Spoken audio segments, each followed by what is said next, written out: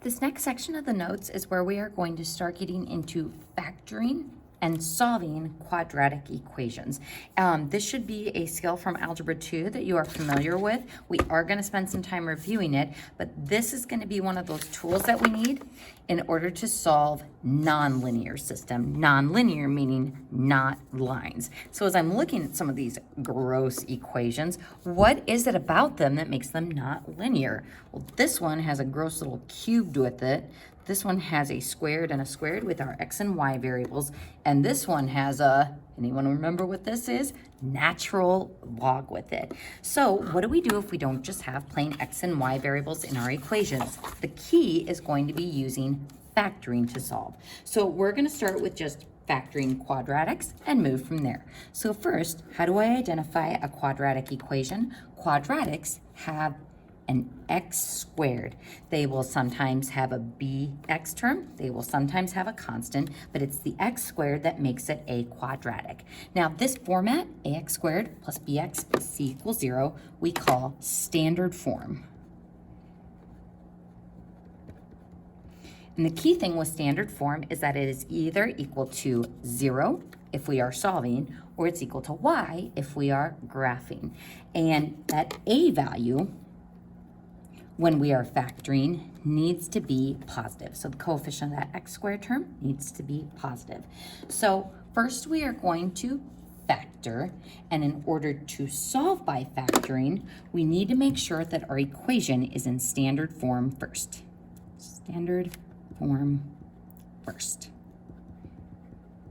That means it's got to be equal to 0 before we can solve it.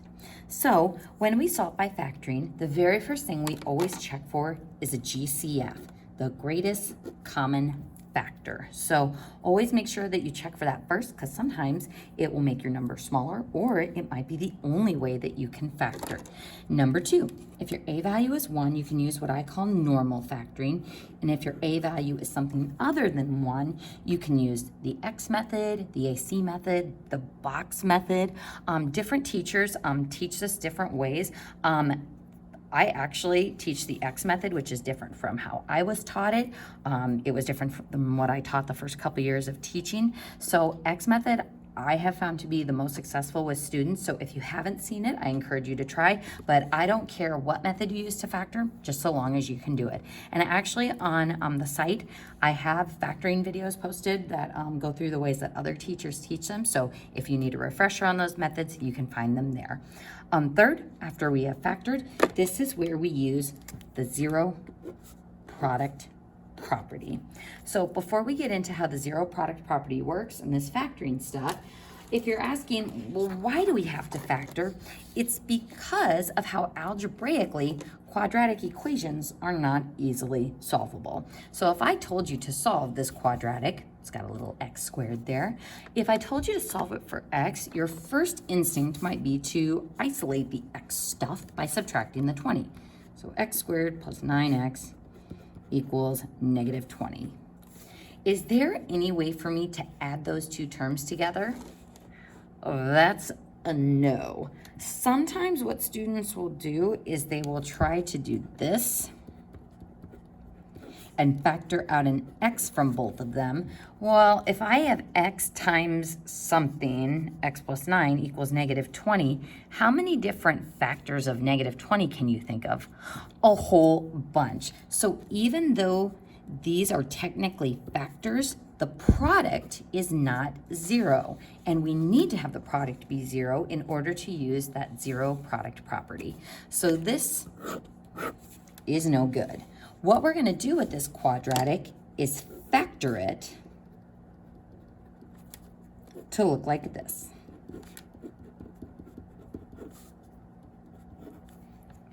So how can I check to make sure that this means the same thing as that it's just a way of rewriting? Well, factoring is the opposite of foiling. So if I had to foil this expression, x times x squared, 4 times x is 4x, x times 5 is 5x, which gives me 9x, and 4 times 5 is 20. So factoring isn't changing the value of the expression, it's changing the way it's structured or the way it looks so that we can solve it. So the key thing is, by rewriting it in this factored form, instead of having x squared and x, we now have just x written as factors. So factors are something times something else. And once I have something times something equals 0, this is where we can use the zero product property. So what does the zero product property say? Well, product means multiplication, and 0 means it's going to involve 0. So let's say I have a times 4 equals 0. What's the only thing that a can be? 0. What if I have negative 3 times b equals 0? The only thing that b could be is 0. So what if I have a times b equals 0? Well, that means either a equals 0 or b equals 0. So do you see where this is leading us? If I have two factors or something, a times something, b equals 0, that means either this factor is equal to 0 or this factor is equal to 0. So the only way to get a product of 0 is that one of the multipliers or one of the factors has to be equal to 0. So once we get to this point,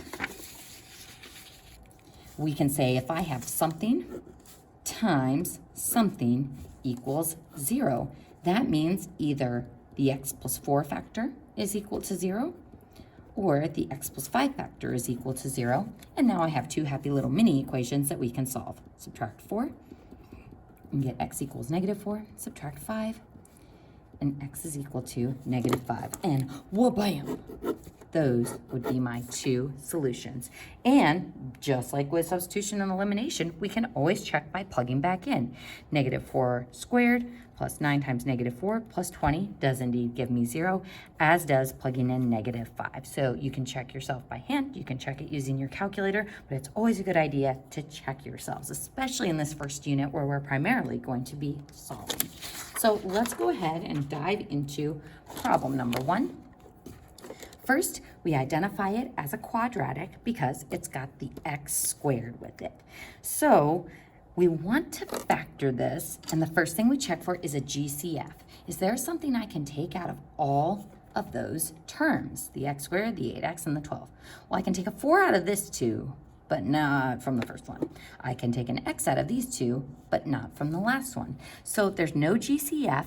Because our a value, or the coefficient of x squared, is equal to 1, we are able to do normal factoring. And how normal factoring works is we first are looking for a product of 12, that's step number 1, and a sum of 8, that's step number 2.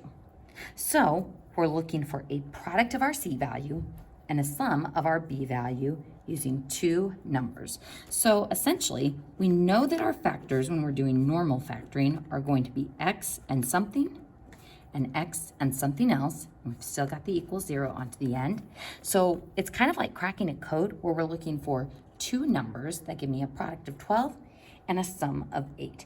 Now, we always start with the product number first because there's a lot less possibilities for a product of 12 than there are for a sum of 8. So starting with a product of 12, I could have 1 and 12, negative 1 and negative 12, 3 and 4, negative 3 and negative 4. I could have 2 and 6, and negative 2 and negative 6. Is Mrs. Cairo going to require that you write all these? Absolutely not. But if you're getting stuck and you're having a hard time figuring out the factors, it's not a bad idea to write those. Also making sure that you're considering the sign of that product as well. So which of these pairs of numbers gives me both a product of positive 12 and a sum of positive 8, 2, and 6? So plus 2 and plus 6. So ta-da! Factored form, something times something equals 0. So that means either this factor is equal to 0 to give me that product, or this factor is equal to 0. So now, solving these two mini equations, subtract 2, and again, you don't have to show this step either. Your final answers would be x equals negative 2 and x equals negative 6. Boom, boom. And again, you can check by plugging your answers back in. So let's go ahead and move on to example number 2. First, we make sure our equation is in standard form. We've got a quadratic. It is equal to 0, so we are ready to start factoring. Can we take out a GCF? No. So because our a value is 1, we can go ahead and jump into normal factoring. So a product of -6, a sum of -5. This problem actually comes up on the ACT quite a bit because a lot of times students will say that the answer for this one is x minus 2 and x minus 3. Does anyone see the problem with this one? It does give me the sum that I am looking for, -2 and -3, is -5, but this gives me a product of +6 instead of -6. So again, folks, be very, very careful when you're dealing with signs with factoring, making sure that you're looking at your product number first. So what gives me a product of -6, 1 and -6, -1 and +6, -2 and 3, +2 and -3. So which gives me the sum of -5, the 1 and -6. So that means my factors would be x minus 6 and x plus 1 equals 0. So setting those equal to 0, because now I have something times something equals 0. X minus 6 could be equal to 0. X plus 1 could be equal to 0. So x equals 6. Notice I'm skipping that work step. And x is -1. So on your own, go ahead and pause the video and try number 3.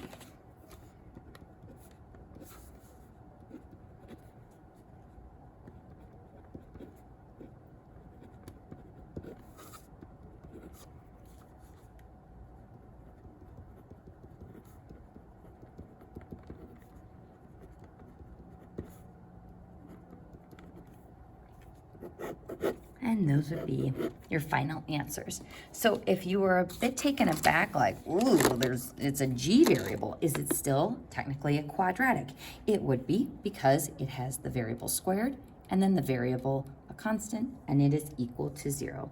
So in the next example, we'll get into what to do if we have an a value that is not 1. So this is where we get into the x method or the AC method.